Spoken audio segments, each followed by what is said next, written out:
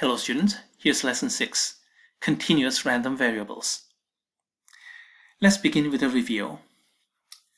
A 5-minute review on discrete random variables. By the way,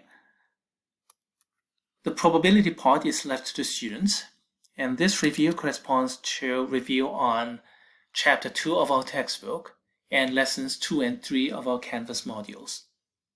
That's left to the students. We're going to do this one only. Discrete random variables, and this part corresponds to Chapter 3 of our textbook and Lessons 4 and 5 of our Canvas modules. Here we go. What is a random variable? Here's a definition.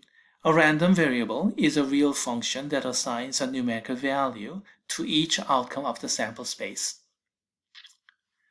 So we have numbers now, so we can do more mathematics with it. And that's the purpose of random variable. Those numerical values are called payoff values. And if a random variable takes a discrete set of payoff values, then we say the random variable is discrete. Or more precisely speaking, if the image set or the range is a discrete subset of R, in that case, we say the random variable is discrete. Here's an example. A random variable taking 3 values, or just 2 values. Finitely many values, so they're all discrete. Sometimes, however, a random variable can take infinitely many values, yet it can still be discrete. Poisson random variable, for example. Poisson random variable takes all non-negative integer values, but they're all discretely distributed. Now, for example, if your random variable, or if the image set of your random variable includes an interval, then it's not discrete. And that's the kind of thing we're going to study in Lesson 6 and Lesson 7, but that can wait. Let's complete the review first. Alright, now that we went through the concept of the random variable and discrete random variable, let's define something called the probability mass function. And this is really intrinsic to discrete probability distribution. It's defined as the probability that the random variable taking the real value x. This capital X is not very important. If this random variable had been, say, y or w or some other character, you can easily replace those here. The key character here is small x. For any real number small x, we can define p of x, the probability mass function value, by taking the probability that the random variable is taking the x value. Now, the random variable is discrete.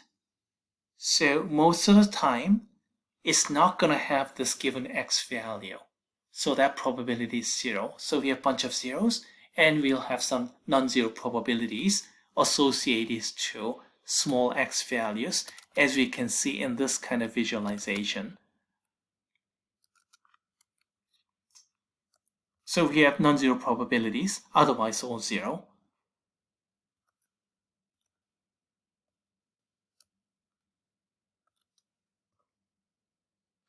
Now, if you know PMF, then we can calculate CDF, and also vice versa. If you know the CDF, cumulative distribution function, then you can calculate PMF, probability mass function. From here to there is basically, as the name suggests, accumulate. Just add up the probability masses up to x. And to go backward, we have to subtract. So in terms of theory, they are equally as important because one implies the other and vice versa. In terms of computation, however, the probability mass function is far more useful. So you have to identify this before doing anything else. And the biggest reason is because of this. The expected value is defined in terms of probability mass. You see? And we can consider composite random variables like this one, and then consider expected values of those composite random variables, and that's how you get variances and standard deviations too, and a bunch of other things as well. Everything revolves around probability mass function. And that's where the trouble begins, because we do not have the PMF anymore if your random variable is not discrete. Now, how do we deal with that kind of situation? Well, that's something we are going to discuss in the next video. For now, let's stop here.